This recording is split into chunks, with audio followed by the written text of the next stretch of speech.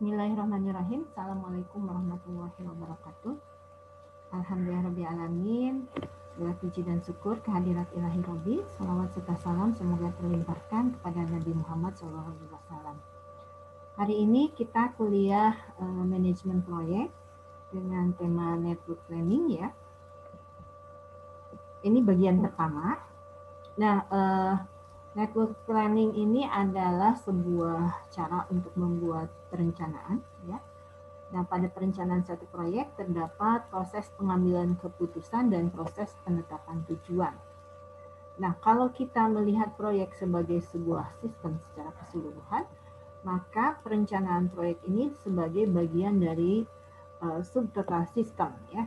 Di situ ada subsistem operasi, ada subsistem informasi. Kemudian baru proses pengambilan keputusan, proses penetapan tujuan, barulah sampai kepada proses penyelenggaraan.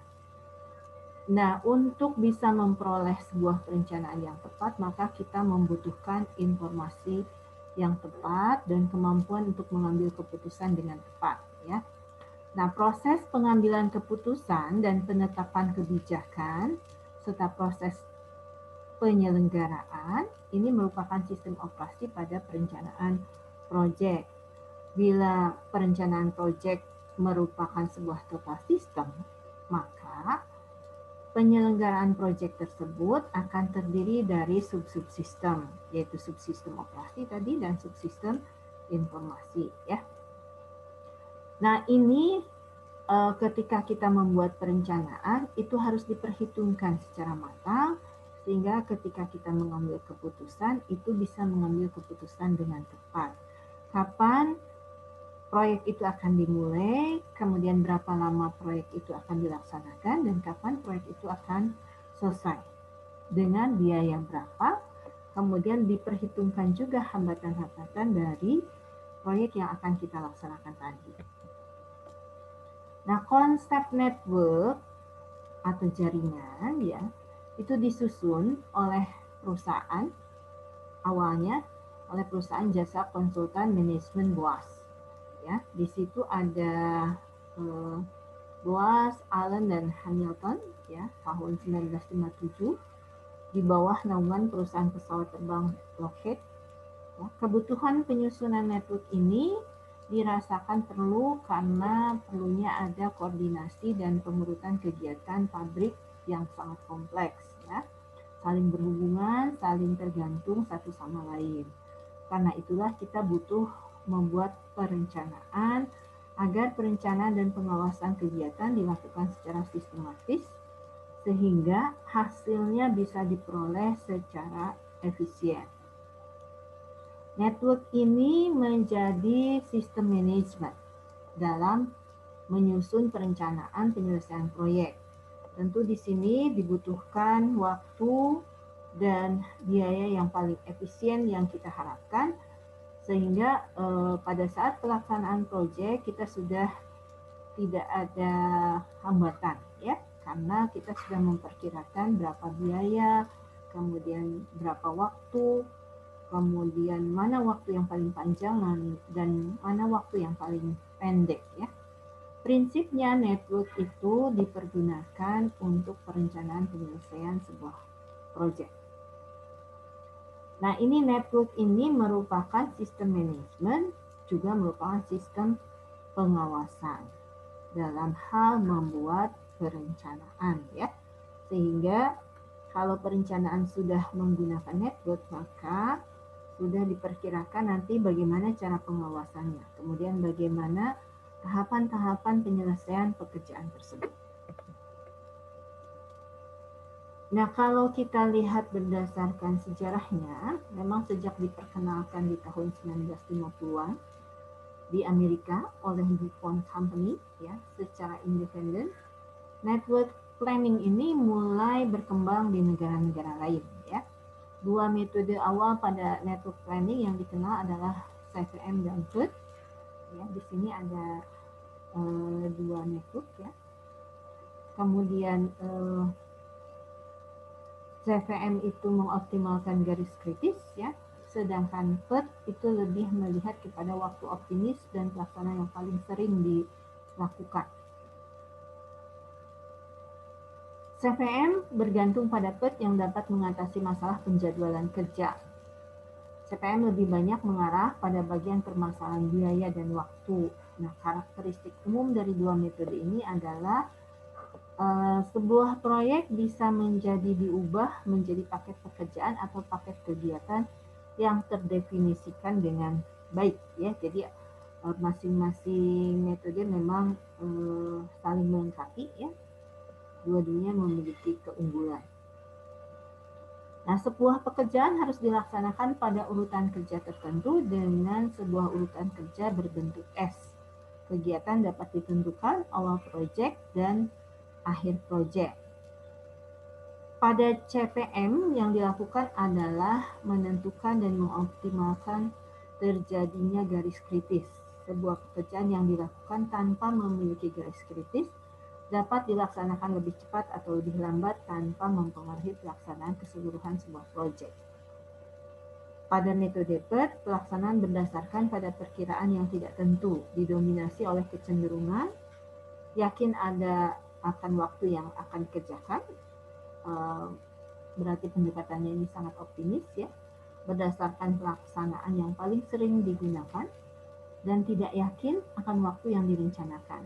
Maka diambil rata-rata dari ketiga elemen ini. Jadi pendekatan optimis, pendekatan pesimis, kemudian pendekatan kegiatan yang paling sering dilakukan atau most likely, ya. Nah, oleh karena itu metode ini menggunakan range untuk menentukan durasi pekerjaan. Bisa dilakukan untuk perhitungan menentukan durasi yang diinginkan. Dari waktu yang paling cepat sampai waktu yang paling lambat, ya. Hanya memang ada kelemahan, yaitu membutuhkan banyak biaya dan tenaga, itu khususnya untuk PET, ya. Hanya bisa digunakan pada pekerjaan besar dan proyek yang sangat kompleks. Jadi disarankan untuk pekerjaan yang sangat kompleks. Nah, PET ini singkatan dari Program Evaluation and Review Technique. Sedangkan CPM singkatan dari Critical Path Method, ya, metode jalur kritis. Dua-duanya merupakan teknik manajemen, ya. Kemudian ada Gantt chart, ya. Ini sebuah metode network planning yang cukup banyak digunakan. Ini lebih sederhana, mengkombinasikan dua hal, penjadwalan dan fungsi perencanaan. Biasanya lebih banyak orang menggunakan ini karena lebih mudah, ya. Nah, Gantt chart ini digunakan dengan mudah karena pelaksanaan sebuah pekerjaan tidak terganggu oleh kegiatan lainnya yang benar-benar dikerjakan sesuai urutan pekerjaan, ya, tanpa mendahului atau melewati waktu perencanaan. Dengan menggunakan Gantt chart tadi, ya, diperoleh berbagai keuntungan, antara lain, ya, karena mudah dipahami urutan pekerjaannya, kemudian mudah dibuat, mudah diperbaiki. Namun akibat dari ketidaktergantungannya pekerjaan yang satu dengan yang lain, maka pelaksanaan pekerjaan akan menjadi lebih lama. Jadi kita tidak bisa memperkirakan ini berapa lama sih, kemudian mana dulu yang harus didahulukan, gitu, ya. Itu yang kita bisa peroleh dari PET dan CPM. Nah, di dalam Gantt chart ini itu tidak tergambarkan secara pasti, ya.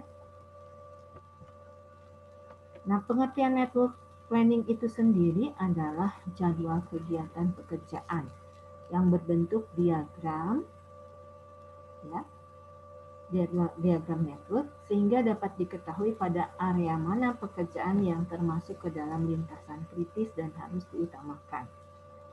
Kemudian network planning, cara baru dalam bidang perencanaan dan pengawasan proyek.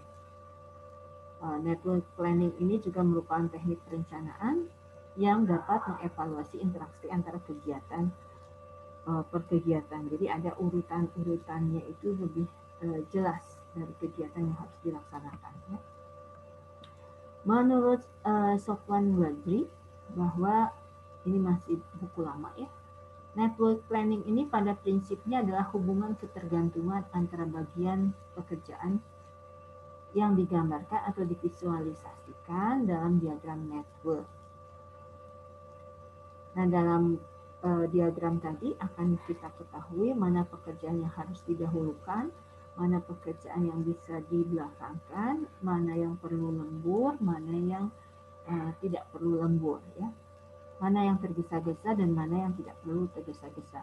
Mana yang bisa digeser di tempat lain dan mana yang harus tetap dilaksanakan sesuai waktunya. Sedangkan menurut Sutomo Kajatmo, ya, network planning merupakan alat manajemen yang memungkinkan dapat lebih luas dan lengkap perencanaan dan pengawasan suatu proyek. Kemudian pengertian lainnya menurut Tubagus Haidar Ali, salah satu model yang digunakan dalam penyelenggaraan proyek yang produknya adalah informasi mengenai kegiatan-kegiatan yang ada dalam network diagram. Nah, data yang dibutuhkan untuk membuat network planning adalah pertama jenis pekerjaan. Pekerjaan apa yang akan kita lakukan? Proyeknya itu proyek apa, ya? Kemudian durasi waktu dari masing-masing pekerjaan. Jadi misalnya kita tadi sudah ketemu pekerjaannya apa, kemudian sub-sub kerjanya apa, rincian pekerjaannya apa, kemudian dihitung durasi waktunya, sehingga kita bisa merumuskan total waktu pelaksanaan pekerjaan itu berapa lama. Kemudian metode pelaksanaan itu seperti apa, gitu ya, sehingga kita tahu untuk pelaksanaan konstruksi tertentu, misalnya ya, dengan urutan pekerjaan yang sudah ditetapkan, maka jumlah waktu yang dihabiskan itu berapa lama dan biaya yang dihabiskan juga berapa. Contoh daftar item pekerjaan misalnya pemasangan fondasi batu kali dengan target total waktu pelaksanaan 8 hari. Nah, kalau kita pakai Gantt chart, ini namanya Gantt chart, ya. Jenis pekerjaan persiapan misalnya 6 hari, galian tanah 2 hari, lantai kerja 2 hari, pasir uruk 1 hari, pasangan batu kali 3 hari, urugan tanah kembali 1 hari. Nah, kalau kita lihat dari durasi waktu yang ditetapkan tadi, itu bisa jadi menghabiskan 14 hari, ya, 15 hari. Nah, tetapi kita targetnya 8 hari. Coba bagaimana supaya ini bisa menjadi 8 hari. Kalau pakai Gantt chart, agak sulit untuk kita bisa menentukan pelaksanaan pekerjaan tadi. Tetapi kalau pakai network planning, maka kita bisa menentukan supaya yang tadinya 15 hari tadi bisa menjadi 8 hari. Nah, kita lihat di sini, ya, dari tabel ini. Nah, pekerjaan persiapan dilakukan di awal pekerjaan sampai berakhirnya kegiatan. Jadi persiapan itu dari awal sampai akhir ke sini. Tadi waktu yang dibutuhkan adalah 6 hari. Berarti kita hitung, ya, persiapan itu 6 hari. Kemudian galian tanah harus selesai sebelum dapat melakukan pekerjaan pembuatan lantai kerja. Galian tanah itu B, ya. B itu harus selesai sebelum C. Nah, maka di sini tadi A, ya, persiapan. Nah, tetapi kita persiapan 6 hari. Berarti sebelum persiapan bahan, kita sudah melakukan galian tanah. Galian tanah itu tadi 2 hari. Kita butuh 2 hari. Nah, baru setelah galian tanah, baru lantai kerja. Lantai kerja kita butuh 2 hari. Ini yang C lantai kerja, 2 hari. Kemudian ada pasir uruk 1 hari, pemasangan batu kali 3 hari. Kemudian urugan tanah kembali 1 hari. Nah, di urugan tanah kembali F, ya, 1 hari. Nah, kalau kita lihat berdasarkan network planning seperti ini, maka akan terlihat nih maksimal itu 8 hari, ya. Baik, cara membuat network planning, ya. Cara membuat network planning ini bisa dengan cara manual atau menggunakan software komputer, ya, seperti MS Project, ya. Buatlah pertama anak panah dengan garis penuh dari kiri ke kanan dan garis putus-putus untuk dummy.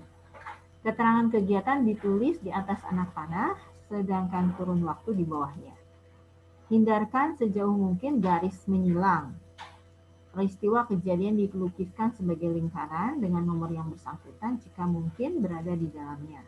Nomor peristiwa sebelah kanan lebih besar dari sebelah kiri. Ya, kalau melihat dari sini, berarti di sini garis dulu, baru di sini bikin bulatan. Bulatan ini adalah sebelah kirinya adalah peristiwa, yang ini durasi waktu. Ya.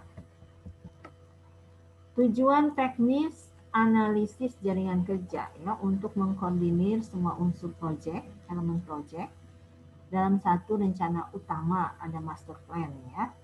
Nah, di dalam master plan tadi itu dilengkapi dengan data waktu terbaik untuk pelaksanaan kegiatan. Kemudian pengurangan atau penekanan ongkos atau biaya, pengurangan risiko. Kemudian mempelajari alternatif yang terdapat di dalam dan di luar proyek. Mendapatkan atau mengembangkan schedule yang optimal, kemudian penggunaan sumber secara efektif dan efisien, alat komunikasi antar pimpinan. Jadi kalau ada network planning, antar pimpinan bisa paham apa yang akan dilakukan dan prosesnya sudah sampai sejauh mana. Jadi sudah bisa dilihat dari satu gambar ya. Kemudian pengawasan pembangunan proyek dan memudahkan revisi atau perbaikan terhadap penyimpangan yang terjadi. Jadi kalau ada penyimpangan, ada hal yang tidak sesuai dengan perencanaan, itu mudah untuk diperbaiki. Nah, penggunaan network planning pada penyelenggaraan proyek. Untuk memasukkan informasi tetap, kemampuan yang tinggi untuk mengambil keputusan, sumber daya dalam keadaan siap pakai, kemudian kemampuan untuk melaksanakan proyek pengelolaan sumber daya ya, atau pengolahan sumber daya, untuk mengatur jalannya proyek, mengetahui lintasan kritis pekerjaan, kemudian untuk mengetahui jenis pekerjaan mana yang tidak masuk lintasan kritis sehingga pengerjaannya itu bisa lebih santai sehingga tidak mengganggu pekerjaan utama yang harus tepat waktu. Jadi memang lintasan kritis ini pekerjaannya harus benar-benar diperhatikan karena harus tepat waktu, dan terutama satu pekerjaan itu bisa selesai kalau dikerjakan dengan bersamaan dengan pekerjaan yang lain ya, sebagai rekayasa value engineering sehingga dapat ditentukan metode kerja termurah dengan kualitas terbaik ya. Kita kan maunya murah tapi kualitas baik, waktunya cepat dan biaya sedikit ya. Kegunaan network planning untuk persyaratan dokumen tender lelang proyek ya, kalau misalnya kita punya perusahaan, kemudian perusahaan kita ini ingin ikut tender untuk memenangkan sebuah proyek, maka kita harus punya network planning ya. Kemudian data atau informasi yang diperoleh namun tidak teratur dapat terorganisir dengan tepat, dapat menunjukkan urutan pekerjaan sebuah proyek kerja konstruksi yang paling efisien ya. Kemudian dapat memfokuskan perhatian pada hal-hal kritis yang mungkin terjadi pada pelaksanaan sebuah pekerjaan konstruksi ya. Kemudian mengarahkan seorang pimpinan mengambil keputusan dan mengelola sumber daya dalam upaya mempercepat selesainya proyek. Ya. Sumber daya yang dibutuhkan dapat berupa orang, peralatan, fasilitas, atau kalau dalam istilah manajemen itu ada man, money, material, method, mesin. Satu lagi informasi. Jadi 5M plus 1I. Memudahkan koordinasi dengan orang-orang atau lembaga yang terlibat. Kemudian memudahkan pengawasan dan pengendalian, kemudian pedoman bagi para pelaksana pekerjaan sebuah proyek ya. Nah, manfaat analisis jaringan kerja ini untuk melengkapi rancangan, memperbaiki metode perencanaan dan pengawasan, memperbaiki komunikasi dan pengambilan keputusan. Intinya adalah mempertinggi efektivitas manajemen penyelesaian proyek ya. Kemudian yang keduanya juga mempunyai manfaat untuk penghematan biaya, waktu, dan mempertinggi daya guna kerja atau efisiensi kerja, baik dari aspek man-nya manusia atau dari aspek sumber daya yang lain, bisa peralatan, teknologi, termasuk menjamin ketepatan dalam hal penyelesaian proyek. Nah, manfaat network planning tadi adalah untuk mengkoordinasikan berbagai pekerjaan, mengetahui apakah pekerjaan bebas atau tergantung dengan pekerjaan lain, mengetahui logika proses yang berlangsung dan hasil proses itu sendiri, dapat mengenali jalur kritis, dalam hal ini jalur elemen atau kegiatan yang kritis dalam skala waktu penyelesaian proyek secara keseluruhan. Kemudian dapat diketahui dengan pasti kesukaran yang akan timbul, kemudian mempunyai kemampuan mengadakan perubahan sumber daya dan memperhatikan efeknya atas perubahan tadi. Kemudian sebagai alat komunikasi yang efektif, memungkinkan tercapainya penyelenggaraan proyek yang lebih ekonomis, dan dapat dipergunakan untuk memperkirakan efek-efek dari hasil yang dicapai. Jadi nanti dampaknya itu apa setelah pekerjaan ini selesai, ya itu bisa diperkirakan. Manfaat lain adalah sebagai teknik perencanaan ya untuk mengevaluasi interaksi antar kegiatan. Pertama, dapat mengenali jalur kritis. Jalur kritis itu adalah jalur elemen yang dimana kegiatannya kritis dalam skala waktu penyelesaian proyek secara keseluruhan. Diketahui dengan pasti kesukaran, mempunyai kemampuan mengadakan perubahan tadi ya, sebagai alat komunikasi yang efektif, memungkinkan tercapainya penyelenggaraan proyek yang ekonomis, kemudian untuk memperkirakan efek-efek. Ini manfaat network planning ya. Nah, diulang sekali lagi supaya paham apa. Kemudian persyaratan yang harus dipenuhi agar aplikasi network planning pada penyelenggaraan dapat memberikan manfaat. Di situ modelnya harus lengkap. Kemudian model harus cocok, asumsi yang dipakai tepat, kemudian sikap para pelaksananya harus bisa mendukung proses pekerjaan hingga proyek berhasil sesuai dengan rencana ya. Nah, ini ada macam-macam network planning ya. Ada CPM tadi, Critical Path Method. Di situ ada kegiatan yang membentuk lintasan yang berupa lintasan kritis, yaitu kegiatan yang tidak dapat ditunda pelaksanaannya. Jadi harus tetap dilaksanakan sesuai waktu yang sudah ditetapkan. Kemudian ada PERT. PERT ini menganggap bahwa proyek terdiri dari peristiwa yang susul menyusul. Ya, artinya dari satu pekerjaan dilanjutkan dengan pekerjaan yang lain. Kemudian ada model PDM, GRAPH, GERT, CMD, NMT, PAV, ya. Kemudian ada CPA.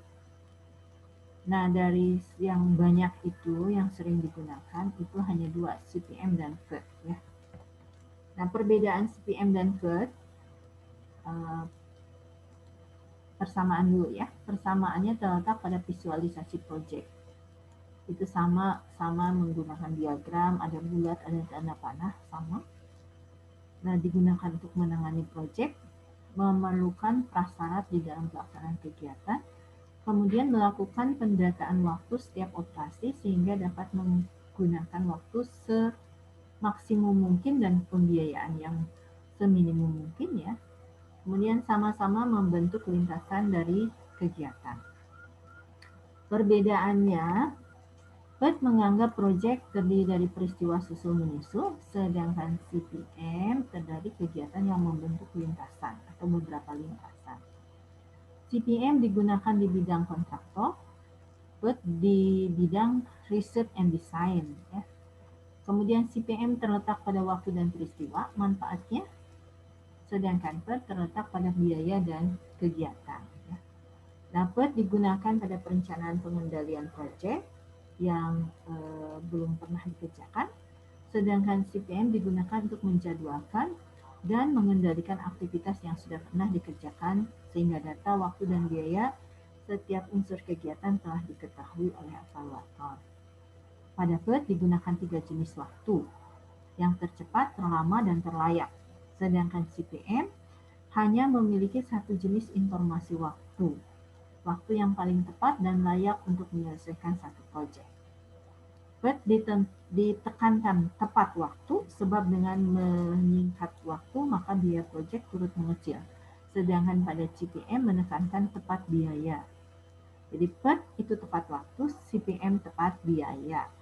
Fed anak panah menunjukkan tata urutan hubungan presidensil ya, sedangkan pada CPM tanda panah adalah kegiatan. Jadi pada Fed itu kegiatan ada di lingkaran, sedangkan pada CPM kegiatan itu ada di tanda panah. Sampai di sini dulu. Ada yang mau disampaikan? Kalau mau ada yang mau ditanyakan, maka silahkan ditulis di YouTube ya, di komen YouTube. Kemudian tuliskan juga nama dan NIM ya, untuk menentukan bahwa ini hadir dalam hal perkuliahan ya. Nah, bagian pertama untuk kuliah hari ini dicukupkan sampai di sini. Demikian, mudah-mudahan ada manfaatnya. Nanti kita lanjutkan dengan bagian kedua di sesi siang. Terima kasih banyak. Wallahu yaqulul haq wa huwa yahdis sabil. Wassalamualaikum warahmatullahi wabarakatuh.